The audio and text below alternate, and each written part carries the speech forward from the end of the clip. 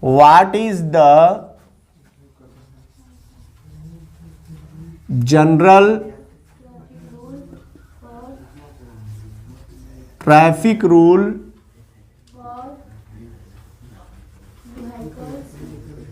for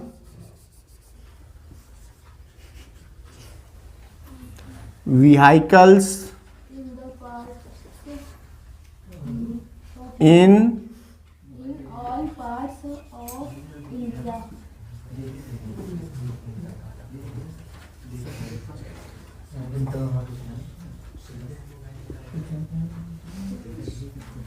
कि जब passage आपने पढ़ लिया, चाहे कोई चैप्टर आपने पढ़ा, तो चैप्टर से आपका कॉन्सेप्ट मिल गया, आपको क्वेश्चन हमारे सामने आ गया तो उसका अर्थ भी समझ में आ जाना चाहिए, और अर्थ समझ में आ गया तो क्वेश्चन का अर्थ समझ में आते ही हमको अपने चैप्टर से उसका आंसर भी मिल जाता है। जैसे इस क्वेश्चन को उठा कर लूं कि what is the general traffic rule for vehicles in all parts of India. अभी आपने पैसेज में पढ़ा कि सारे देश के अपने अलग अलग ट्रैफिक रूल्स होते हैं, और भारत का ट्रैफिक रूल है कि प्रत्येक गाड़ियों को अपने बाएं से चलना चाहिए और अपने दाएं का हिस्सा अपने सामने से आने वाली गाड़ियों के लिए छोड़ देना चाहिए। यही ना पढ़ा? यही हमारे जो है भारत के ट्रैफिक का रूल है। इतना आपको पता हो गया पैसेज पढ़ने के बाद। ये बात कहीं ढूंढने नहीं जानी है। ये देखो हमारा सेंटेंस है या क्वेश्चन है, और क्वेश्चन में ऑलरेडी एक सेंटेंस बना हुआ है। क्या है कि what is the general traffic rule for vehicles in all parts of India. What यानी क्या।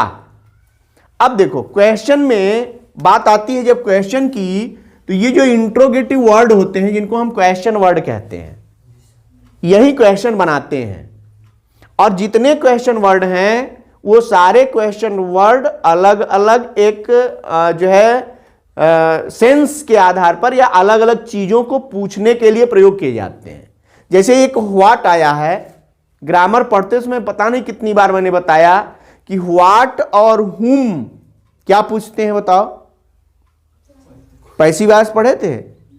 पैसिव वॉइस में व्हाट या हुम यानी क्या और किसको से प्रश्न पूछने पर ऑब्जेक्ट मिलता है। ये कितनी बार बताया, लेकिन अभी तुरंत किसी का आंसर नहीं आया। भाई व्हाट और हुम से क्या मिलता है? ऑब्जेक्ट मिलता है। ये बात आपको समझ में आनी चाहिए। इसका मतलब हो गया सब्जेक्ट, वर्ब और ऑब्जेक्ट, ये आपका वाक्य का एक प्रोसीजर है। जब हम सेंटेंस अंग्रेजी का बनाते हैं ना, तो ये अंग्रेजी का ये पॉपुलर एक सेंटेंस वो बनता है, स्ट्रक्चर पढ़ाया था ना इसको। ये मास्टर रूल है। यानी जब भी कोई अंग्रेजी का वाक्य बन रहा होता है तो उस अंग्रेजी के वाक्य का ये सिस्टम है कि उसमें पहले सब्जेक्ट होगा, फिर वर्ब होगा और ऑब्जेक्ट होगा, फिर अदर्स होगा। इसका मतलब हुआ कि जब व्हाट से क्वेश्चन पूछा जा रहा है तो the object place is vacant, यही खाली है। ये खाली है इस वाक्य में और भरना है इसी को। इसका मतलब इसमें सब्जेक्ट है ना। और सब्जेक्ट है तो हम सब्जेक्ट को बाहर ले लें, क्योंकि अब हमारा प्रोसीजर बनने जा रहा है कि पहले हम, चूंकि ये इंट्रोगेटिव सेंटेंस है और हम जब भी आंसर देंगे तो या तो अफर्मेटिव होगा या नेगेटिव होगा। दो ही सेंटेंस बनेगा। आंसर हमेशा दो सेंटेंस, या तो अफर्मेटिव में या नेगेटिव में। और क्वेश्चन इंट्रोगेटिव में होगा। क्वेश्चन हमेशा इंट्रोगेटिव में होगा। तो इंट्रोगेटिव में दो पार्ट, एक हेल्पिंग वर्ब से शुरू होगा या क्वेश्चन वर्ड से शुरू होगा। हेल्पिंग वर्ब से शुरू होगा तो उसका आंसर केवल यस या नो होता ही है। हेल्पिंग वर्ब से कोई क्वेश्चन शुरू हो रहा हो, यदि इसी में कह देता कि is any traffic rule for vehicles in all parts of India, is there any traffic rule for vehicles in all parts of India, क्या भारत में सभी गाड़ियों के लिए कोई ट्रैफिक रूल है? यस, केवल यस आंसर। आंसर क्या होगा? यस। यदि इसको पूरा बनाना हो और भी भव्य बनाना हो तो यस कॉमा उसके बाद इसको जो इंट्रोगेटिव में लिखा होगा उसको बना देना है असर्टिव में या अफर्मेटिव में। Yes, there is a certain traffic rule in all parts of India. बनाना केवल यस में आंसर दे करके और ये क्वेश्चन उतार कर लिख देते हैं, हमारा आंसर हो जाता है। अब जब क्वेश्चन वर्ड आ गया तो क्वेश्चन वर्ड के आते ही अब उसमें अलग से चीजें ऐड होती हैं। जैसे अभी हमने बताया कि व्हाट से क्वेश्चन किया, इसका मतलब ऑब्जेक्ट भरना है। whom से क्वेश्चन किया, इसका मतलब ऑब्जेक्ट भरना है। व्हाट जो होता है वो वस्तुवत पूछता है और whom किसी व्यक्ति को पूछता है। क्या व्हाट जो है वो किसको पूछता है? व्हाट वस्तु के लिए और whom जो होता है वो व्यक्ति के लिए आने वाला क्वेश्चन वर्ड है। हां, नोट करते रह सकते हैं, ये नोट करते ही रहना चाहिए। ये बड़ी इंपॉर्टेंट चीज है। सारे प्रश्नों का आंसर, यानी जो गलतियां आप आंसर लिखने में करते हैं वो आज के बाद खत्म हो जाएंगी। आधा क्वेश्चन आपका तो ऐसे ही सही होने जा रहा है। यानी अब आपको कोई क्वेश्चन का आंसर रटना नहीं है, केवल ट्रिक समझो और ट्रिक से आपका आंसर तैयार होगा। क्योंकि क्वेश्चन का आंसर ऑलरेडी क्या है? इसी में है, इसी क्वेश्चन में ही है। इसमें सब्जेक्ट भी है, इसमें वर्ब भी है। अब क्या नहीं है वो ढूंढना है और किसको पूछ रहा है उसी को उसमें भरना है। बात समझ में आ रही ना? तो ये जो है व्हाट, ये दोनों ऑब्जेक्ट को पूछते हैं। ये दोनों किसको पूछते हैं? ऑब्जेक्ट को पूछते हैं। और व्हाट जो होता है वो वस्तु के लिए और whom जो होता है वो व्यक्ति के लिए होता है। इतनी बात क्लियर हो गई सबकी? अब इसमें देखो व्हाट के अलावा और इंट्रोगेटिव वर्ड बताओ जिसे हु होता है। यहां हु आ जाता। हु हमेशा सब्जेक्ट पूछने के लिए आता है। हम ट्रांसलेशन पढ़ाते समय मैंने कई बार आपको बताया है कि जब ट्रांसलेशन बनाते हैं तो हमको सब्जेक्ट चाहिए। सब्जेक्ट कैसे मिलता है? कौन से प्रश्न पूछने पर। कभी कभी क्या होता है कि आप जो सबसे पहले लिखा होता है उसी को सब्जेक्ट मान लेते हैं। ऐसा नहीं होता, क्योंकि सब्जेक्ट कभी कभी बीच में भी होता है। और सब्जेक्ट मिलेगा कैसे? हु से प्रश्न पूछने पर। यानी हु से आपको प्रश्न पूछना पड़ेगा सब्जेक्ट पाने के लिए। इसका मतलब जिस वाक्य में हु से क्वेश्चन किया जाएगा वहां आपको सब्जेक्ट लिखना है। यानी वहां पर केवल हु को हटाओ और वहां कोई नाम लिख दो, आंसर तैयार। ये पूरा क्वेश्चन उसी में जोड़ देना है। बात समझ आ रही कि नहीं आ रही है? यानी हु जो है वो क्या पूछेगा? सब्जेक्ट पूछेगा, नाम पूछेगा, उसको वहां लिख दीजिए और पूरा क्वेश्चन जोड़ दीजिए, आपका आंसर तैयार। समझ में आ गई? अब देखो हु और व्हाट और हुम तो कॉमन वर्ड हैं, इनको मैंने समझा दिया कि व्हाट वस्तु के लिए, हुम व्यक्ति के लिए, ऑब्जेक्ट के स्थान पर पूछता है कोई भी चीज को, और हु सब्जेक्ट के लिए पूछता है। इसके अलावा क्वेश्चन वर्ड ले लो व्हेन। व्हेन माने क्या होता है? व्हेन हमेशा समय पूछने के लिए, यानी जब कहीं समय की बात हो रही हो तो इसका मतलब है सेंटेंस वही रहेगा, जो सेंटेंस है वही रहेगा, बस इसका स्थान बदल जाएगा। जैसे व्हाट के बाद इज आया है या कोई क्वेश्चन वर्ड रहेगा तो उसके साथ हेल्पिंग वर्ब हो जाएगा। जब हम आंसर देते हैं तो ये सब्जेक्ट जो होगा वो पहले हो जाएगा और इज बाद में हो जाएगा, क्योंकि सब्जेक्ट के बाद हमारा वर्ब आएगा, पहले हमारा सब्जेक्ट निकल कर आएगा। तो यहां क्या है? व्हेन के में व्हेन हमेशा समय पूछता है, यानी आपको समय ढूंढना है। जैसे ही व्हेन वाला क्वेश्चन आप पढ़िए तो पैसेज में ढूंढना शुरू कर दीजिए। क्या? कोई न कोई टाइम है तो टाइम देखना, टाइम ढूंढेंगे तो मिलेगा उसमें। बात समझ में आ रही कि नहीं आ रही है? इसी तरह जब वेयर से क्वेश्चन किया जाए, किससे? वेयर। वेयर से क्वेश्चन पूछा गया, इसका मतलब वो प्लेस यानी स्थान पूछ रहा है। क्या पूछेगा? स्थान यानी प्लेस। यानी अब आपको प्लेस ढूंढना है। अब आप तो वेयर, वेयर किसको पूछता है? स्थान को। यानी हम जब भी वेयर से क्वेश्चन पढ़ेंगे तो अब हम पैसेज को पढ़ेंगे। वेयर वाले क्वेश्चन को पढ़ते ही अब हम पैसेज पढ़ेंगे, तो पैसेज में ढूंढेंगे क्या? स्थान ढूंढेंगे हम, और कुछ नहीं। हम पढ़ते समय अब स्थान ढूंढने वाले हैं, तब हम सीधा सीधा हम वही पकड़ेंगे ना। हम पूरा पैसेज पढ़ नहीं रहे हैं, हम ढूंढ रहे हैं कि इसने पूछा, हु से पूछ दिया तो हम व्यक्ति ढूंढ रहे हैं। पकड़ में आ गया, हम पूरा पैसेज काहे पढ़ेंगे, हम व्यक्ति को लिख देंगे। वेन से पूछा, समय पूछ रहा है, हम पैसेज पढ़ना शुरू किए, समय ढूंढ रहे हैं, समय मिल गया, हम अपना सेंटेंस तैयार कर लेंगे। वेयर से पूछ रहा है स्थान, इसका मतलब हम ढूंढ रहे हैं उसमें क्या? स्थान। अब ये पढ़ते समय दिमाग में अपने ये रखना है कि हम जो भी पूछ रहा है वही ढूंढ रहे हैं। हमें दुनिया भर का वो, जैसे कुछ बच्चे क्या करते हैं, यहां फुल स्टॉप से पकड़ेंगे, यहां फुल स्टॉप तक आंसर, एक लाइन का आंसर 5 लाइन में लिखा है अनसीन पैसेज, और उस 5 लाइन के आंसर में 2 नंबर का क्वेश्चन आंसर है, और उसमें इनको 5 नंबर मिलेगा क्या? और यदि सही और सटीक नहीं लिखा है तो वो भी 1 नंबर मिल जाए, आधा नंबर मिले, वो भी नहीं हो सकता है कि एग्जामिनर 0 कर दे। तो आपको सही नंबर लेने के लिए सही और सॉलिड आंसर लिखना है, ज्यादा नहीं लिखना है, आंसर सही लिखना है। इसके लिए ये ट्रिक आपको आनी चाहिए। ये क्वेश्चन वर्ड किसको क्या पूछ रहा है, जैसे अब वेयर की बात हो, सॉरी वाई की बात हो, वाई माने क्यों। क्यों जो है हमेशा कारण पूछता है, किसी चीज का कारण पूछा जा रहा है, और वाई का आंसर हमेशा किससे आता है पता है? ये कारण हमेशा क्योंकि से आता है, बिकॉज से। आंसर हमेशा इसका किससे आता है? यानी इस पूरे वाक्य को बनाने के बाद बिकॉज जोड़ेंगे, बिकॉज माने क्योंकि, और बिकॉज के बाद हमारा आंसर मिलता है। बिकॉज के बाद हमें सेंटेंस बना लेना है, यदि बनाना है तो बनाएंगे, और नहीं हमारे वाक्य में बिकॉज के बाद सेंटेंस है, उसी को इसी में जोड़ देना है।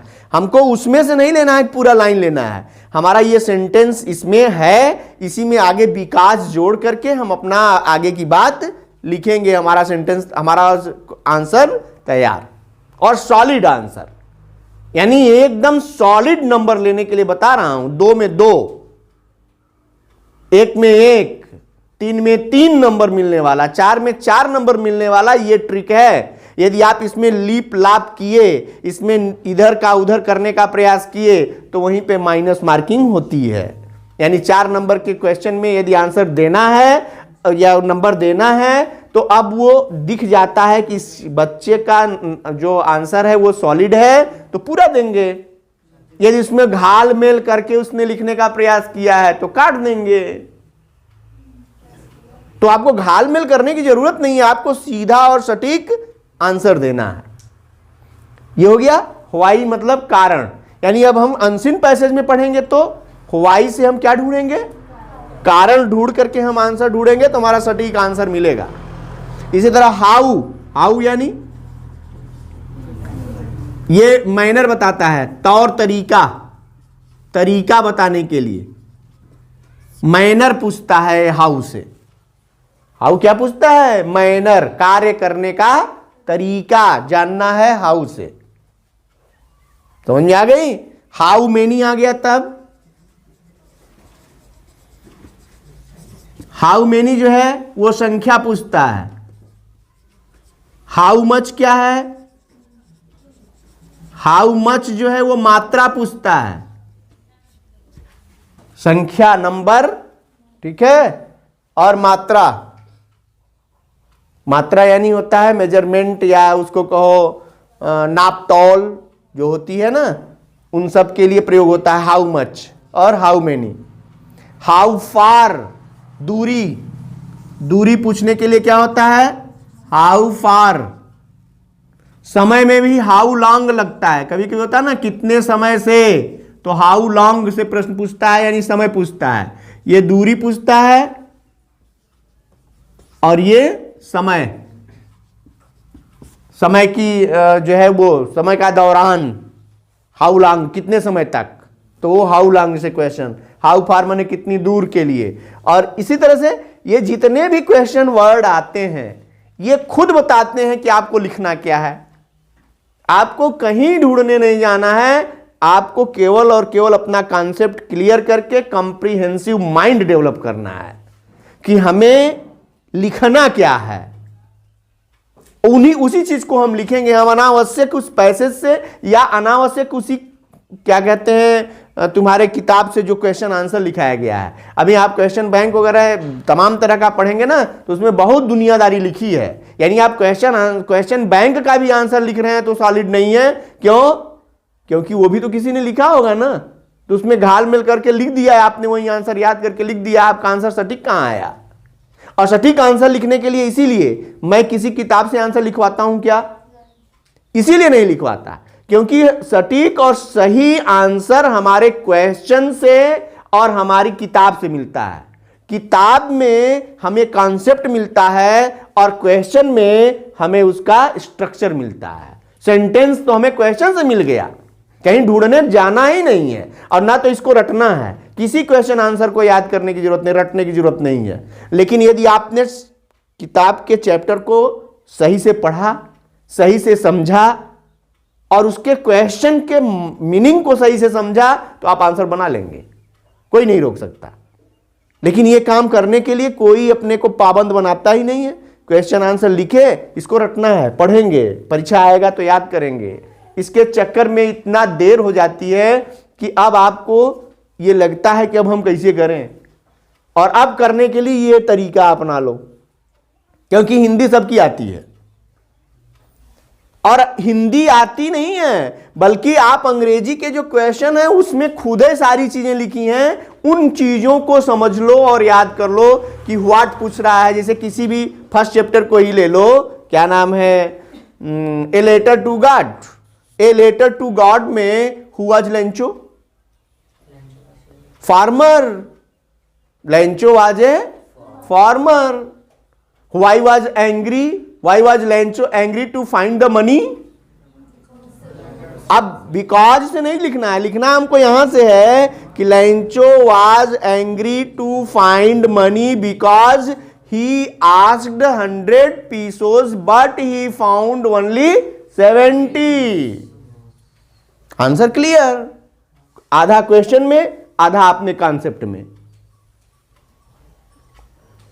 क्वेश्चन से ही आंसर बनाना है हमको।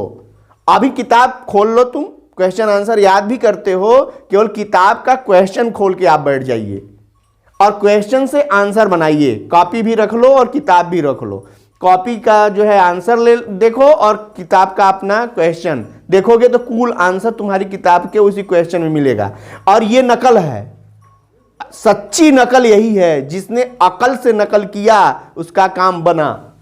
नकल ये है कि क्वेश्चन को समझना सीख के उसी को कॉपी पर उतारना है, जो पेपर में दिया है, लेकिन उसको कहां से लिखना है।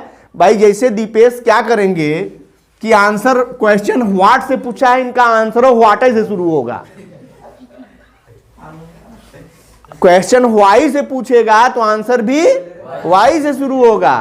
क्वेश्चन वेयर से है तो आंसर भी वेयर से शुरू होगा। तो क्या उस पर नंबर मिलने वाले हैं क्या? ये एग्जाम्पल दिया मैंने, दीपेश का एग्जाम्पल दिया मैंने।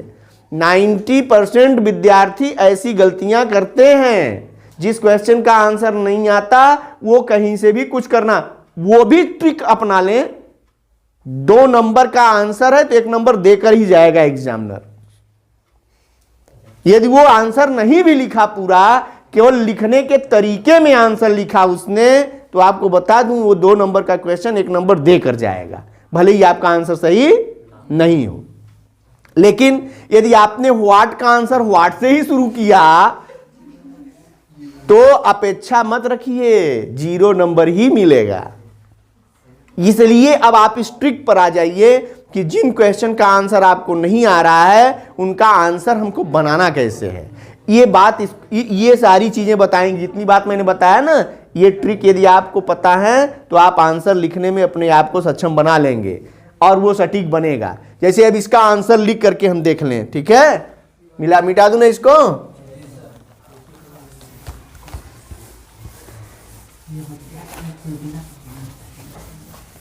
अब देखो इसको, what is the general traffic rule for vehicle in all parts of India. अब आपको लिखना है कि कौन सा या क्या ट्रैफिक रूल है भारत के सारे हिस्सों में, ठीक है। तो इसको देयर से बना दो, there is the general traffic rule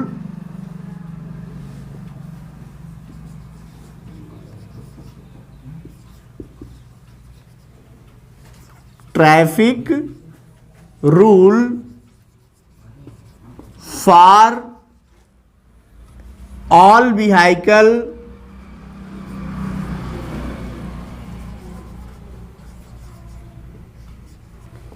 in all parts of India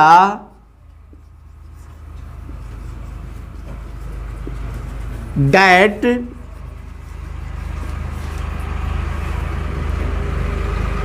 all vehicle